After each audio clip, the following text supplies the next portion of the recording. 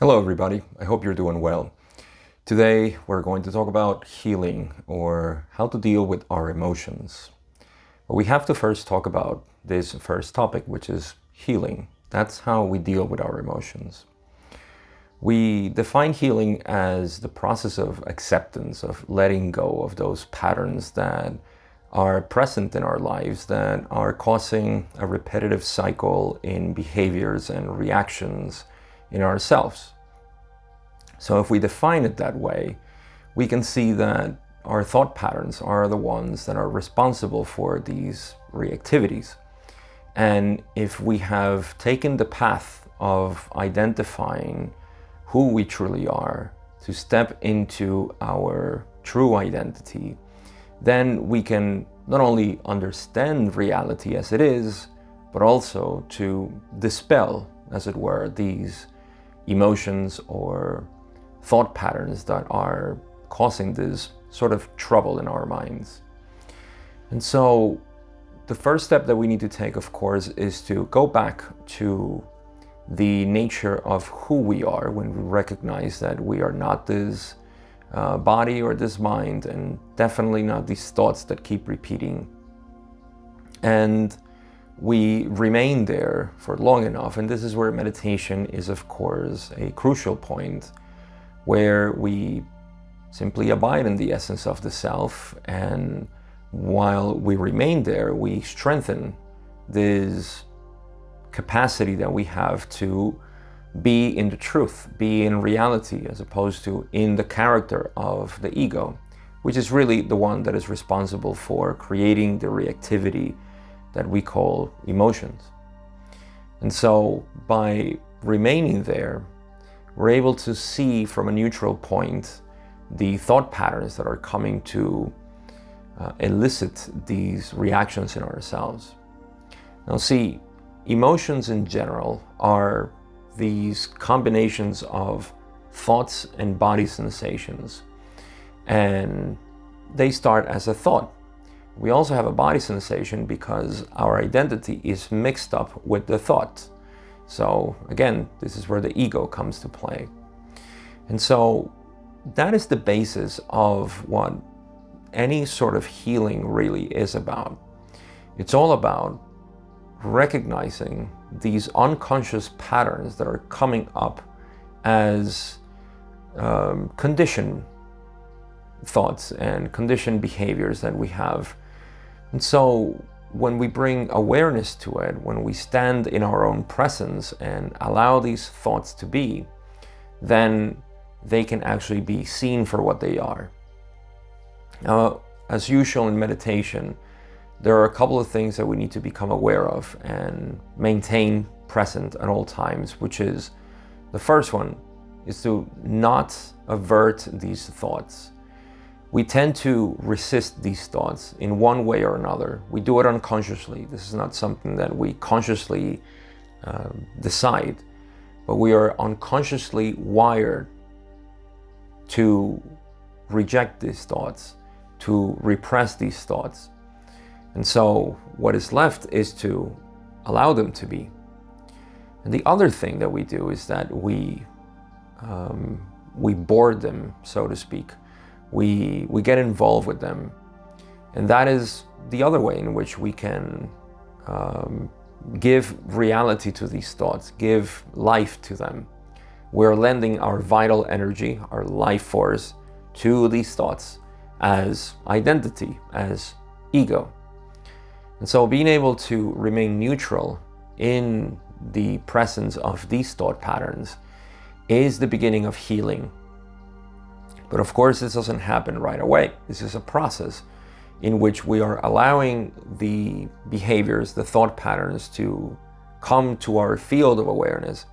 And instead of rejecting them, which causes them to come back with a stronger force, or by boarding them and giving them more reality to them, as we usually do, then we just stay neutral and we let them be.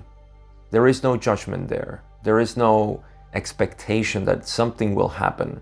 There is just simply the awareness of the thoughts that are coming up, and we are integrating them, as it were, to ourselves. We are integrating them. We're not giving them reality. This is where sometimes confusion can come up, because we think that we need to give them reality to them, and that is acceptance. This is not true acceptance. This is a sort of buy-in to the thoughts and the behaviors. We're not doing that. Just like we're not repressing them by ignoring them. You see, there are subtle tricks that the mind will play to allow them to be, or to reject them in a way that will prevent us from facing it. So once again, it's about the neutrality that we have discovered within ourselves that we are, that allows this pure awareness to accept these thoughts. Pure awareness is acceptance, so it's pure acceptance that we are allowing these thoughts to be.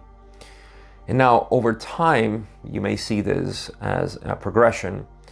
Normally, these emotions can be acted out as a physical or verbal reactivity.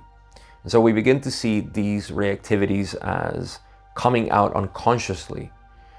You see, in the beginning, we are not even aware that these are reactivities. We just think that these are the appropriate responses to the situation or the person or the event that just happened. So they're conditioned automatically to just trigger and respond. And so the first thing that we'll see is our automatic reactivity to it. And this can come, of course, in the form of verbal or physical reactivity. Now, when we begin to shine awareness to these processes, the first thing to go is the physical reactivity, which involves, of course, the verbal one, in which we can react by expressing something or saying something harsh, or just the emotion, which is undesired by the self. It's actually not undesired, but is undesired by the ego, is expelled out. And so the first thing we learn is to bring it inside, to allow it to be inside. There's no need to express it in a way that is going to be harmful for others. If it does happen, that's okay. This is part of bringing it into awareness. It happened. We have seen it. We move on.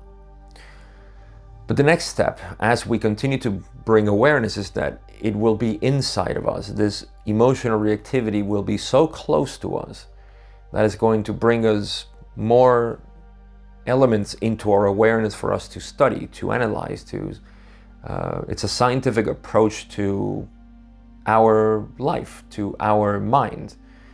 And so we begin to see more elements composing it. This will eventually eliminate the reactivity that we have inwardly, because we first feel it inside and then we express it outside. So this will be the progression.